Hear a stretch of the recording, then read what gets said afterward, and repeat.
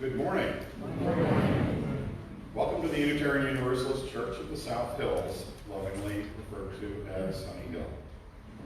Our mission here is to create a more just and compassionate community within and beyond our walls. My name is Bradley Condis. I serve as a worship associate for this congregation. If you're a newcomer, please visit our welcome table in the fellowship hall, where you can find out more information about Sunnyhill and sign up to receive our weekly newsletter blast called The Beat. Also, if you'd like to be greeted as a newcomer after the service, please grab a red mug so we can seek you out and warmly welcome. A gentle reminder to everyone, if you have cell phones or other electronic noise-making devices, please silence them now so that our time together is not disturbed buzzing. Also, if you have a noise-making infant or toddler with you today and need a place to take a break outside the sanctuary, we have an infant care room back here in this corner that is accessible from the hallway. And from there, you can still see and hear the service. Our opening words today were written by John C. Morgan. We gather here to seek unity of spirit in the midst of diversity, to heal the wounded and confront the oppressor, to instill joy and confidence in our children, to grow in mind, body, and spirit ourselves, and to bear witness to the transforming power of love, beyond which not a single atom nor soul is lost forever. Thus do we covenant with each other in the presence of that which is holy.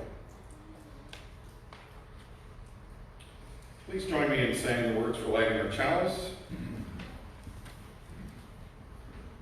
The chalice lit among us is a beacon of hope in a world in crisis, a beacon of light illuminating our shared wisdom, a beacon of connection celebrating our being together.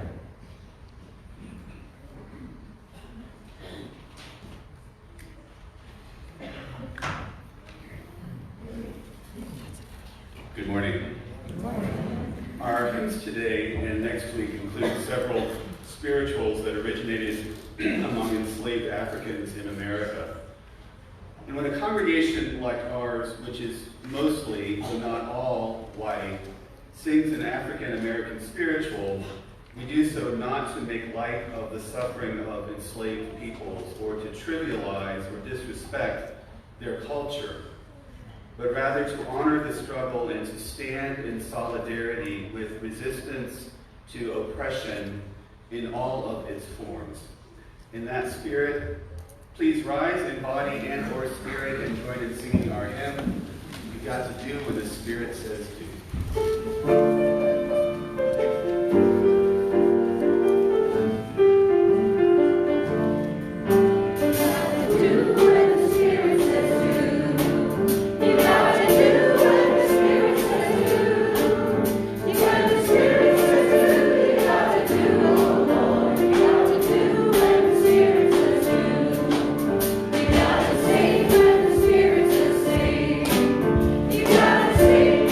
Spirit says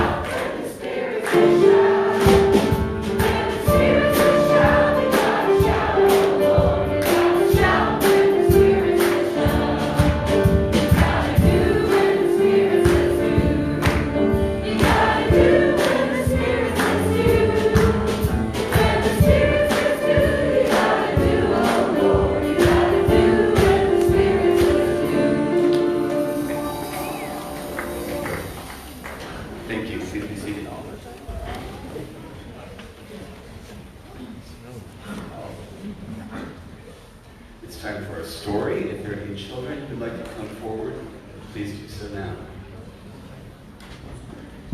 Come right up here.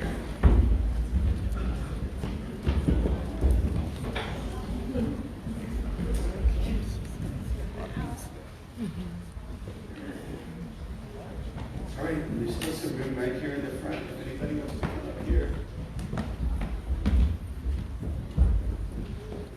All right, we're going to have to get a bigger stage. That's fair.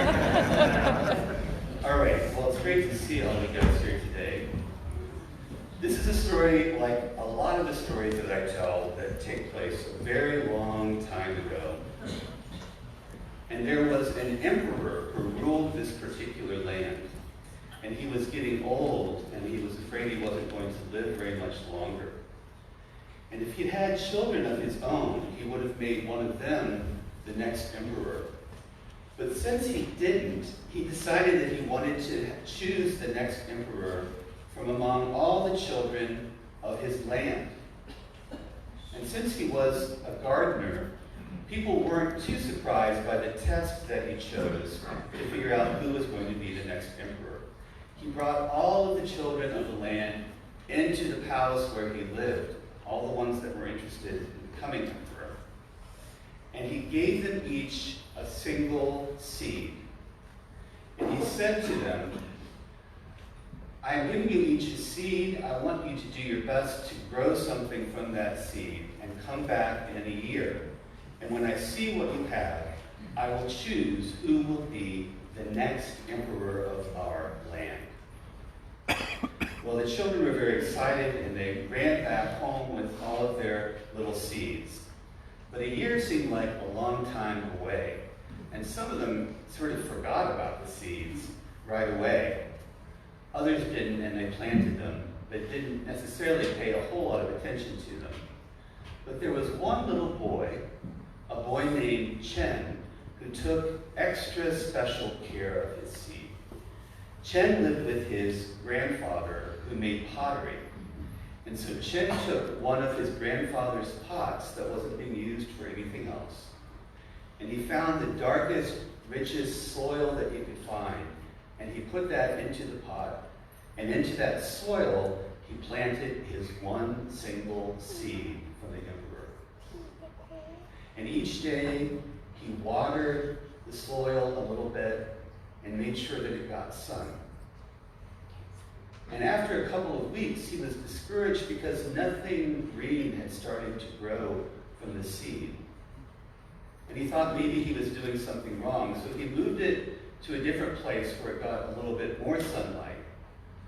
And he changed the amount of water he was giving it. But still nothing grew from that seed. And he kept trying different things. After months, there was still nothing growing. And after a whole year had gone by, the pot stood there empty except for the soil and the seed that still lay dormant in the middle of it. So it was time after that year to go back to the emperor's palace. And all the children who had managed to still find their seeds came back with their pots. And many of them had just wondrously green, beautiful things growing from their pots. And Chen was a little bit afraid because his was the only one there that had nothing growing from it.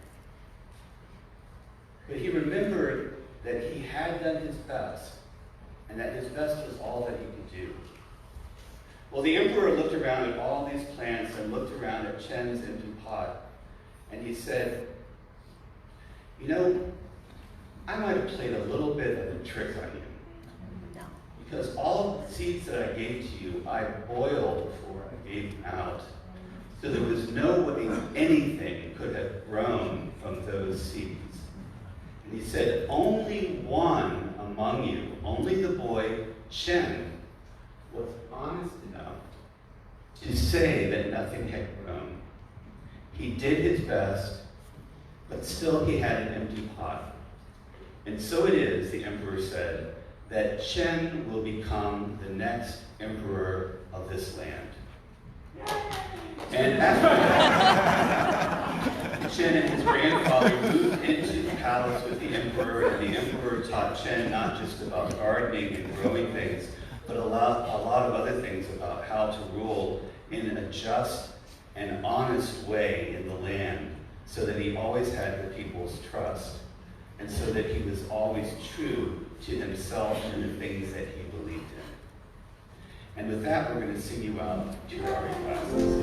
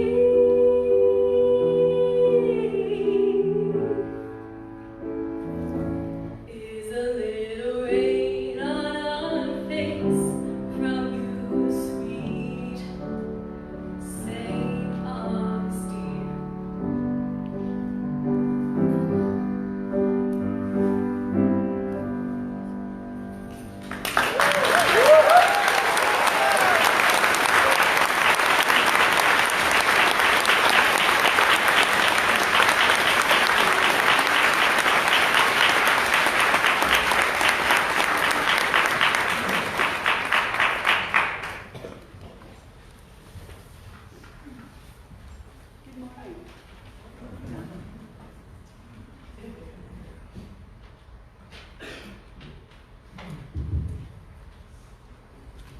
Good morning. My name is Anne McGrain, and I'm a member of the Pastoral Care Team, whose task it is to reach out to members of Sunnyhill going through difficult life events, whatever they may be, offering the loving presence that binds our community together.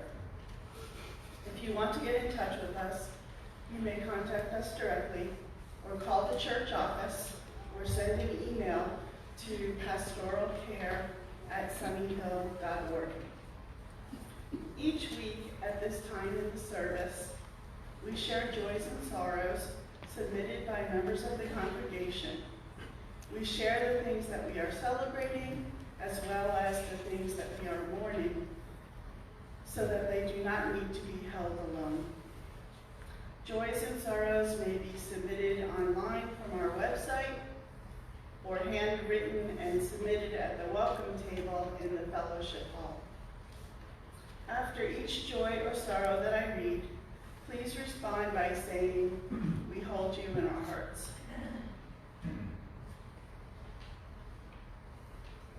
I have a joy and a sorrow from Derek Luke. Derek's stepfather was recently diagnosed with a form of intestinal cancer. It was a joy to learn after the surgery that the cancer was contained in a small section and was not found in the pancreas. Further treatment will start once his stepfather is healed and the prognosis is good. To Derek and his stepfather, we hold you in our hearts. And I have a sorrow from Jonna Gravitt. Jonna's daughter is having kidney surgery today. Please send healing energy and positive energy her way. To Jonna and her daughter, we hold you in our hearts. Let us take a moment of silence to bear in mind these joys and sorrows, as well as those that are held too closely to be shared.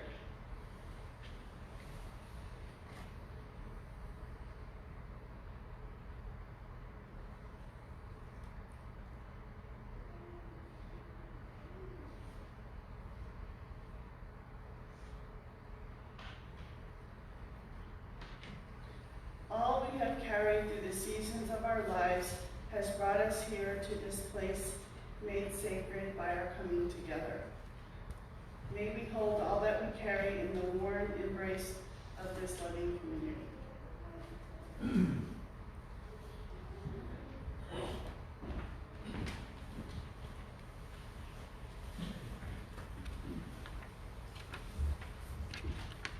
Please join me in the spirit of meditation with prayer.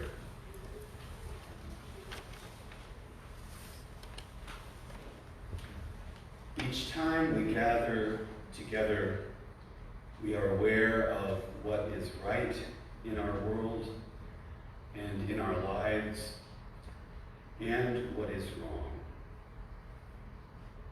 What is whole and functioning, and what is less than whole. What is held in light, and what is held in darkness. What is uplifting, and what is burdensome. What is singing in our hearts, and what is crying. Let us take this moment of silence to hold together all those things that call out to be recognized and felt.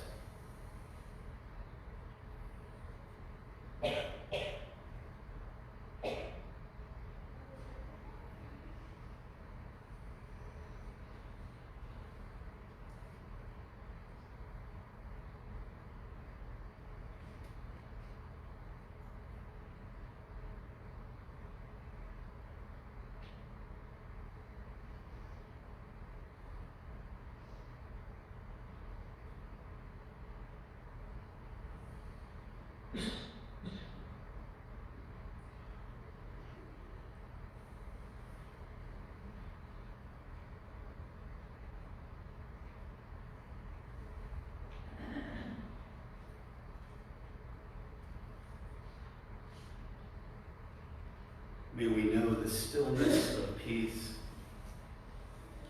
May the rush of joy lift us up. May love sustain us. May our pain find comfort and healing. May our tears cleanse our hearts and minds, and may we find the strength to persevere. Amen.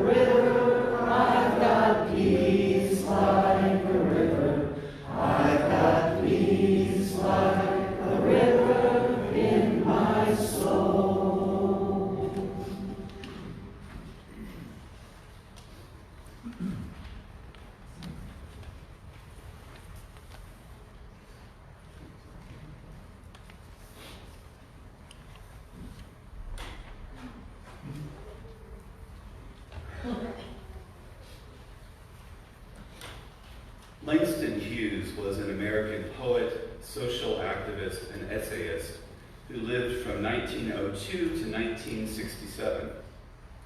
He was one of the leading lights of the artistic movement known as the Harlem Renaissance of the 1920s and 1930s. And he was one of the creators of what was called the jazz poem, a form of poetry that draws its rhythms and form from jazz music and from the Black American vernacular, oral, and literary traditions. The poem by Langston Hughes, which I am about to read, Let America Be America Again, was written in 1935 in the midst of the Great Depression, at a time when the nation was struggling not only with economic hardship, but also with other injustices based on class, race, gender, nationality, and ethnicity, struggles that continue to this day, albeit in somewhat different forms. Scattered throughout the poem are parenthetical phrases and sentences that burst the balloon of the myth of America as a land that was founded with liberty and justice for all. When in fact, at the time of the signing of the Declaration of Independence, 20% of all those dwelling in the American colonies were enslaved Africans, and tens of thousands of Native Americans who were described in the Declaration as merciless Indian savages had been dealt nothing but injustice since the arrival of Europeans on the American continent. And so throughout the poem, Hughes inserts these parenthetical retorts, such as, America never was America to me, to give voice to those who have been historically marginalized and oppressed, as a reminder of the ways in which America had not yet lived into the dream of its founding myth.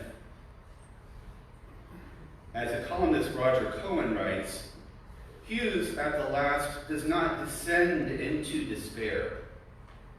His is a rallying cry for inclusion. The poem leads to an oath to an unrealized idea, battered but alive, not to blackness against whiteness or whiteness against blackness, but to an as yet unborn America that makes real the dream of justice and liberty for all. Beyond all the current indignities inflicted upon it, America will be uplifting once more, even in its imperfection. Let America Be America Again, by Langston Hughes.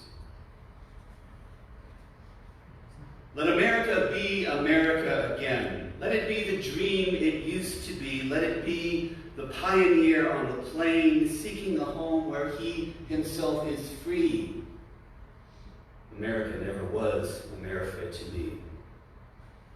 Let America be the dream, the dreamer's dream. Let it be that great, strong land of love where never kings connive nor tyrants scheme, that any man be crushed by one above. It never was America to me.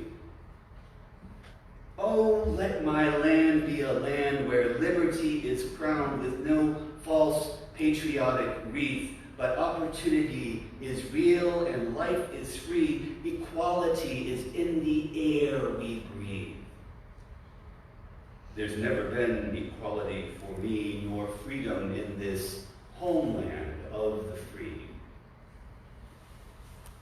Say, who are you that mumbles in the dark? And who are you that draws your veil across the stars? I am the poor white, fooled and pushed apart. I am the Negro bearing slavery's scars. I am the red man driven from the land. I am the immigrant clutching the hope I seek and finding only the same old stupid plan of dog eat dog, of mighty crush the weak. I am the young man full of strength and hope, tangled in that ancient endless chain of profit, power, gain, of grab the land, of grab the gold, of grab the ways of satisfying need, of work the men, of take the pay, of owning everything for one's own greed. I am the farmer, bondsman to the soil. I am the worker, sold to the machine. I am the Negro, servant to you all. I am the people, humble, hungry, mean, hungry yet today despite the dream, beaten yet today, oh pioneers, I am the man who never got ahead, the poorest worker bartered through the years. Yet I'm the one who dreamt our basic dream. In the old world while still a serf of kings, who dreamt a dream so strong, so brave, so true, that even yet its mighty daring sings in every brick and stone, in every furrow turn that's made America the land it has become. Oh, I'm the man who sailed those early seas in search of what I meant to be my home. For I'm the one who left dark Ireland's shore, and Poland's plain, and England's grassy lea, and torn from black Africa's strand I came to build a homeland of the free. The free? Who said the free? Not me, surely not me.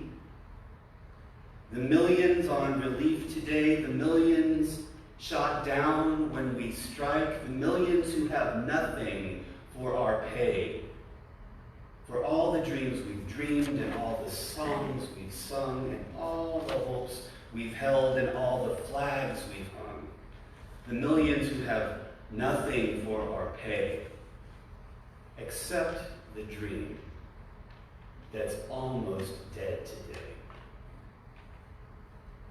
Oh, let America be America again. The land that never has been yet and yet must be. The land where everyone is free, the land that's mine, the poor man's, Indians, Negroes, me who made America, whose sweat and blood, whose faith and pain, whose hand at the foundry, whose plow in the rain must bring back our mighty dream again. Sure, call me any name you choose. The steel of freedom does not stain. From those who live like leeches on the people's lives, we must take back our land again, America. Oh yes, I say it plain. America never was America to me. And yet I swear this oath, America will be. Out of the rack and ruin of our gangster death, the rape and rot of graft and stealth and lies, we, the people, must redeem the land, the mines, the plants, the rivers, the mountains, and the endless plain. All the stretch of these great green states, and make America again.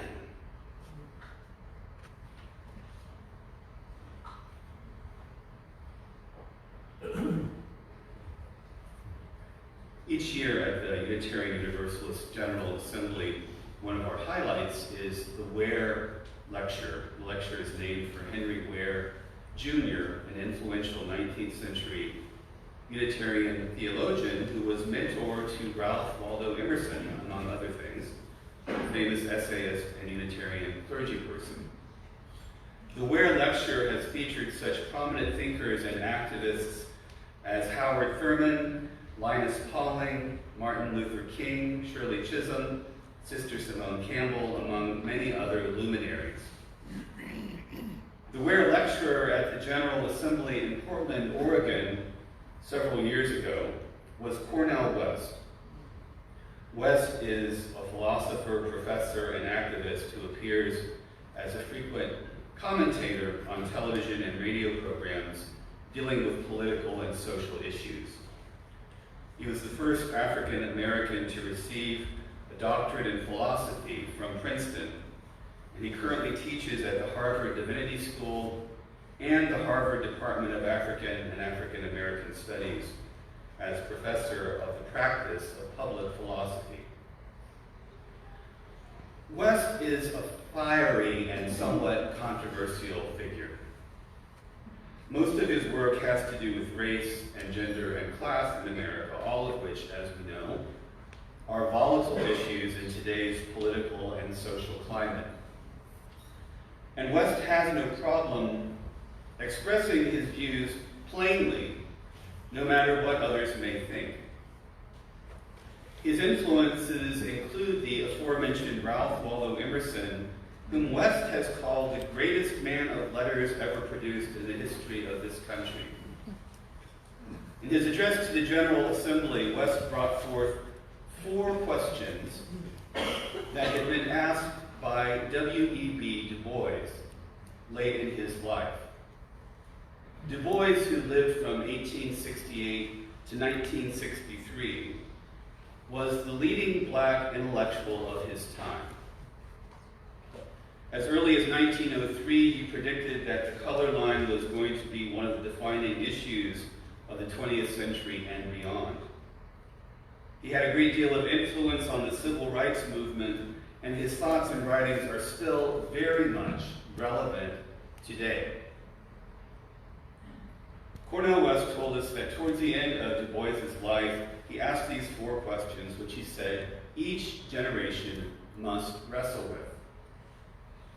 First, how shall integrity face oppression?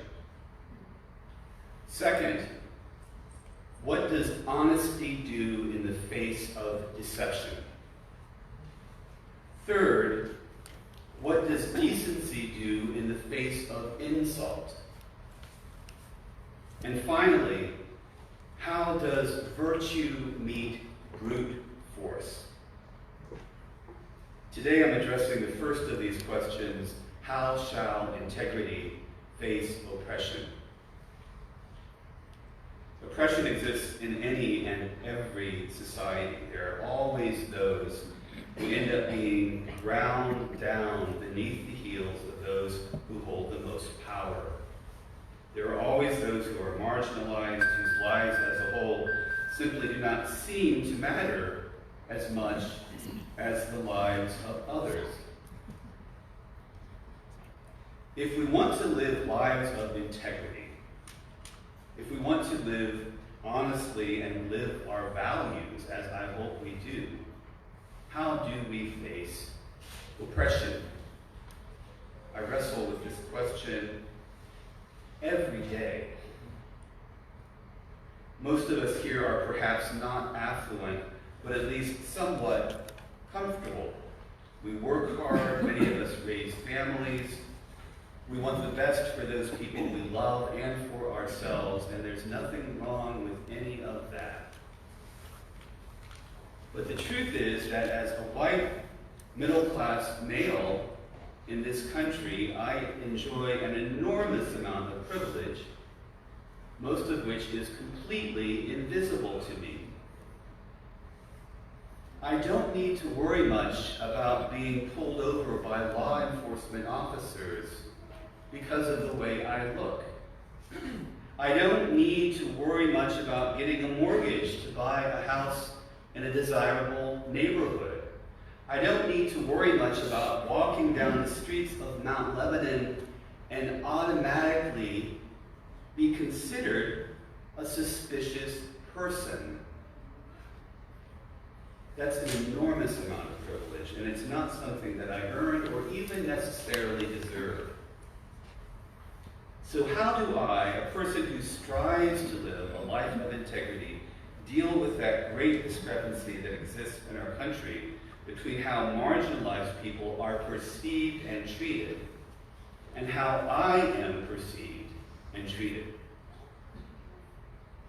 As I said, because I am middle class, cisgender, straight, and white, these differences are almost always invisible to me, and I am not forced to deal with them in any way whatsoever.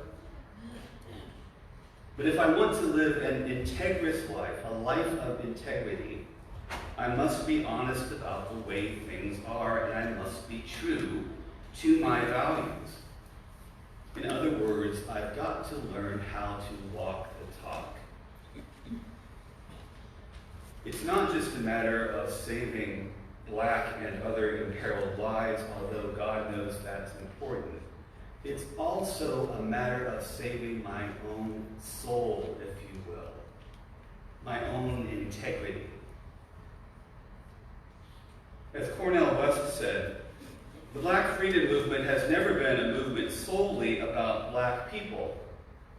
It's about raising these questions about what it means to be human, questions of truth and questions of love, knowing that justice is what love looks like in public. I keep coming back time and again to that phrase. Justice is what love looks like in public. Although it's entirely possible and in many ways encouraged by our culture for me to go around with blinders on in regard to some of the great evils and challenges of our world today, it's just not right for me to do so. Integrity means being honest about those things that sometimes tend to dwell in shadows. It doesn't mean being perfect, but it does mean being aware and honest. West said in his Ware lecture, integrity has to do with what is the quality of your courage and your willingness to bear witness radically, even against the grain, even if you have to sacrifice something precious, including your popularity, in the name of integrity. He went on to say, and let us be very clear that to be fundamentally committed to integrity makes you countercultural in an age of mendacity. You have to cut so radically against the grain. Intellectual integrity, the quest for unarmed truth, and we know the condition of truth is always to allow suffering to speak. And if you don't allow those who are suffering to raise their voices and play a role in the shaping of all our destinies, you can rest assured that mendacity is operating in a powerful manner. Mendacity is operating in a powerful manner, meaning bald-faced lies and cynical distortion of the truth is at work in our society in a big way. Our political and socioeconomic system is stacked against certain people. Certainly, individual prejudice and bias help support this system, but it is a systemic problem and not just a matter of a few bad apples, a few white supremacists scattered here and there. And I don't honestly know that it is a problem that will ever be fully solved or resolved. I just don't know. But I do know that I aspire to be a person of integrity. And I know that the first step must be to shine the light of integrity, the light of honesty, in the shadowy places of our system and our lives. According to the Gospel of Thomas, a collection of sayings attributed to Jesus, if you bring forth what is within you, what you bring forth will save you. If you do not bring forth what is within you, what you do not bring forth will destroy you. If you bring forth what is within you, what you bring forth will save you. If you do not bring forth what is within you, what you do not bring forth will destroy you. That is a challenging piece of scripture. And it cuts both ways. It suggests that transformation is possible only when we bring forth those aspects of ourselves and by extension our culture and our society that usually remain hidden. It also suggests that destruction is the inevitable result of our failure to attend to this task. The first step in bringing forth what is within us is to shine a light to see what's in there. Those things that are hidden may be positive in nature. Hidden talents, inner beauty, and any of a number of manifestations of the good. And some of those hidden things may be negative, false assumptions, bigoted beliefs, dangerous fears, and blind hatreds. Part of the work we do as a religious community is to find ways to illuminate those things that dwell in shadow, both on the personal level and in our larger society. We do this sacred work together because there is always more hidden than can be held by one person alone. And we do this work together because many of those hidden things are, in fact, not unique to us, but are universal issues and concerns. This work of illumination is almost always challenging. Not only does it reveal things that we'd sometimes rather not acknowledge, but it also brings to light our own responsibility for changing things that need to be changed. In other words, this work reveals that things are messed up, hardly surprising, but still difficult.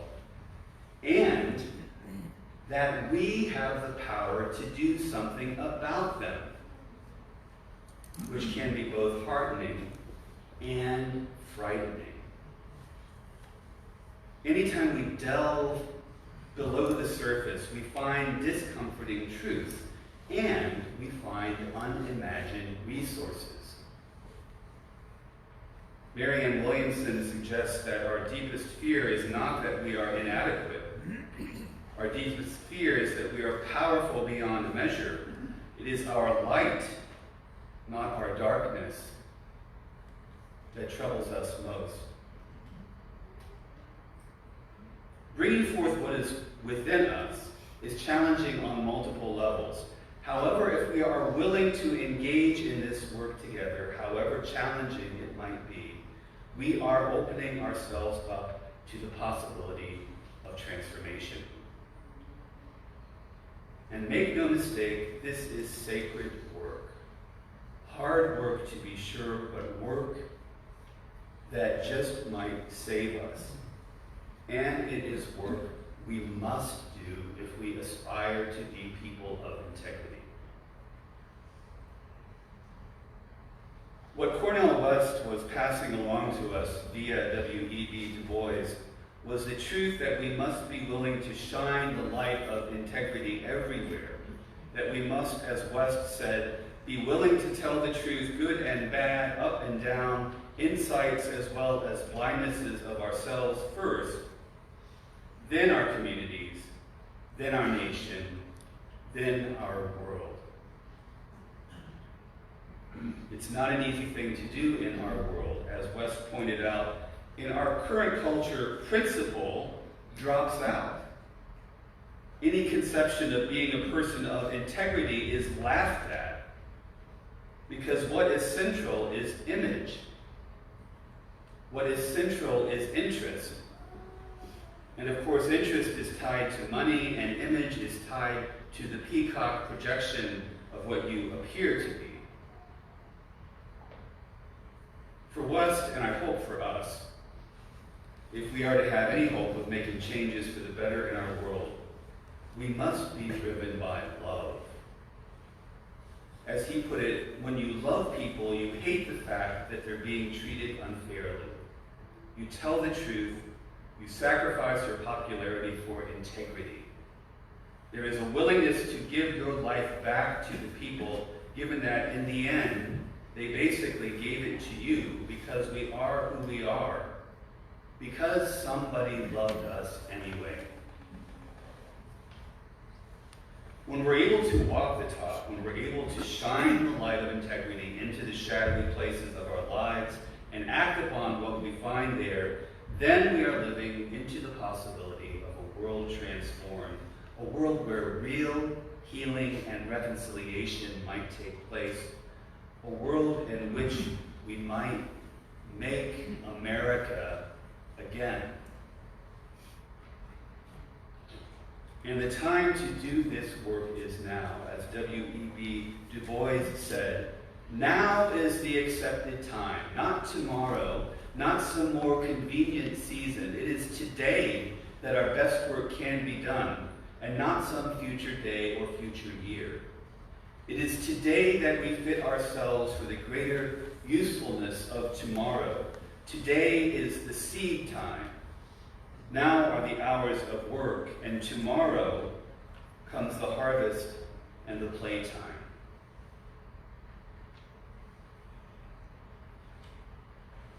As we work to make America, America for all, I offer this hope and prayer. May we have the courage to follow where our integrity leads. May we shine the light of honesty on all the shadowy places of our lives and our world, the places where oppression is rooted. And may we act upon what we find with courage and perseverance. May it be so. Amen. Okay. Please rise and by your spirit and join in singing, "We Are Building a New Way."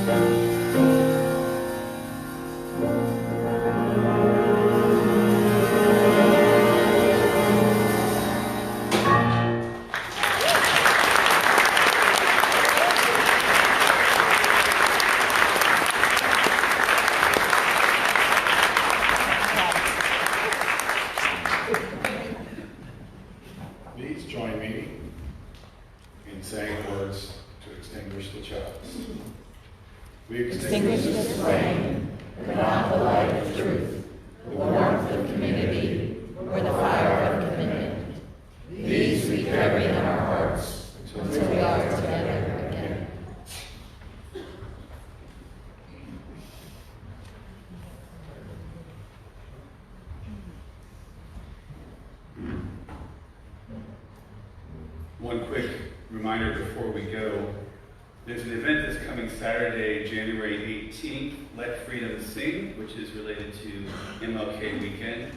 It's taking place at 7 p.m. at the Ebenezer Baptist Church on Wiley Avenue. There'll be a group carpooling from here at around 5:45 next Saturday to go to that. If you're interested, please see or contact Pat Murray. Pat Murray is going to be around in the fellowship hall afterwards if you need to connect with her. It'd be great to have a good showing at that event. I just want to mention all this information is on the back of the report. Right. It did make it into the morning service, so Take a moment, stick it on the board. there you go. Just let me know, I appreciate it. Thank you. We'll close with these words. Having let go, set our intentions, named our curiosity, committed our energies, and given ourselves over to lives of balance, purpose, and meaning, let us begin again in love. Go in peace.